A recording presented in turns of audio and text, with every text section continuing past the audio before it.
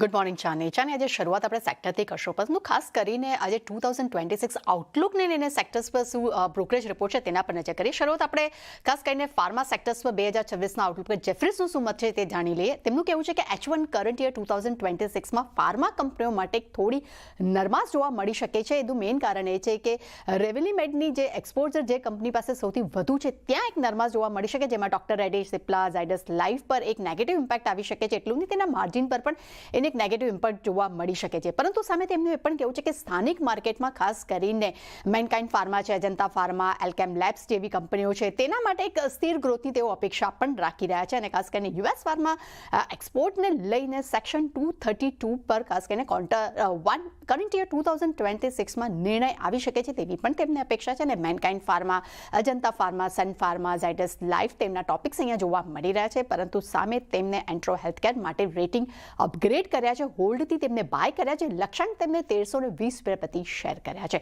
ત્યાં આપણને telecom sector 2026 Outlook પર આપણને જેફરીસનો રિપોર્ટ આવ્યો છે, જેમાં ટેલિકોમ સેક્ટર્સને લઈને થોડા પોઝિટિવ વ્યૂ જોવા મળી રહ્યા છે.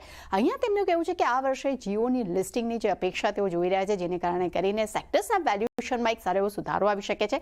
અને એજીઆરમાં જે રાહત મળી શકે છે તેને કારણે કરીને ઇન્ડસ ટાવરના ગ્રોથમાં એક સારા એવા સુધારાની પણ તેઓ અપેક્ષા રાખી રહ્યા છે. ભારતી એરટેલ તેમના ટોપિક્સ જે છે તેમને યથાવત રાખ્યો છે.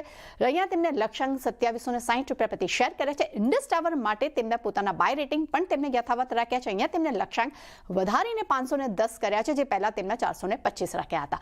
ત્યારબાદ સિમેન્ટ પર પણ CLSAનો રિપોર્ટ આવ્યો છે. અહીંયા પણ પોઝિટિવ રિપોર્ટ જોવા મળી રહ્યો છે. તેમનું કહેવું છે કે સેક્ટર્સના નફામાં 20%થી વધુના ગ્રોથની તેઓ અપેક્ષા રાખી રહ્યા છે, જેનું મેઇન કારણ એ છે કે મજબૂત ડિમાન્ડ્સ અને માર્જિન છે તેનો એક સારો સપોર્ટ જે છે તે આ સેક્ટરને જોવા મળી શકે છે.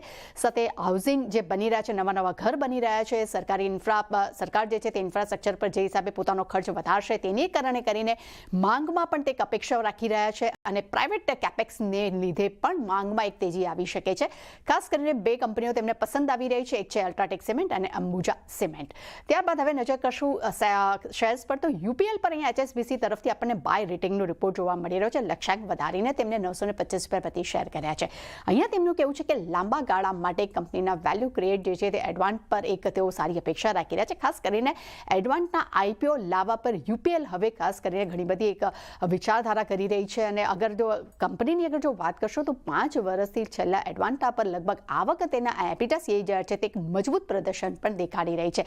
આ કારણસર યુપીએલ ખાસ તેમને અહીંયા પસંદ આવતું જોવા મળી રહ્યું છે. પોઝિટિવ બ્રોકરેજ રિપોર્ટ અહીંયા જોવા મળી રહ્યો છે. ઇન્ફો એજ પર વાત કરશું તો બે બ્રોકરેજ રિપોર્ટ છે. HSBC અને નોમુરા બંને જ બાય રેટિંગ્સ આપી રહ્યા છે. HSBC અહીંયા લક્ષ્યાંક 1625 પ્રતિ શેર કરી રહ્યા છે. અહીંયા તેમનું કહેવું છે કે 12% સાથે Q3માં સ્થિર બિલિંગ ગ્રોથ અહીંયા જોવા મળી રહ્યો છે. ખાસ કરીને Q3માં રિક્રુટમેન્ટ ગ્રોથ જે છે તે લગભગ 11% રહ્યો છે. અને કંપનીનો કોર બિઝનેસ વેલ્યુએશન જે ખૂબ જ તેમને આકર્ષક લાગી રહ્યા છે. નોમુરાએ અહીંયા લક્ષ્યાંક 1585 પ્રતિ શેર કર્યા છે. અહીંયા તેમનું કહેવું છે કે Q3માં ખાસ કરીને નોકરી બિલિંગ અનુમાનથી થોડીક ઓછી રહી શકે છે, પરંતુ સામે રિયલ એસ્ટેટમાં એટલે કે 99 એકર જેવી કંપનીઓ છે તેના બિલિંગ્સમાં જે વાર્ષિક ધોરણે ગ્રોથ જે છે લગભગ 14.5% જોવા મળી રહ્યો છે. ઓવરઓલ કુલ બિલિંગમાં લગભગ 11.8%નો ગ્રોથ છે, જેનો અનુમાન જે છે તે અનુમાન કરતાં ઓછા છે. અનુમાન 13.6% હતા. એના કરતાં ઓછો ગ્રોથ જોવા મળ્યો છે. પરંતુ ઓવરઓલ ઇન્ફોએજ માટે બંને જ બ્રોકરેજ રિપોર્ટ ખૂબ જ એક પોઝિટિવ વ્યૂ આપી રહ્યા છે. એટલે શાની ડેફિનેટલી જે સેક્ટર વાઇઝ પરફોર્મન્સ આપણને જોવા મળી શકે છે તેના પર શું રિએક્શન આવશે તેના પર ધ્યાન રહેશે. સાથે યુપીએલ અને ઇન્ફોએજ પર પણ નજર રહેશે. આજે જી આ બધા સ્ટોક્સ પર આજે ફોકસ રહેશે.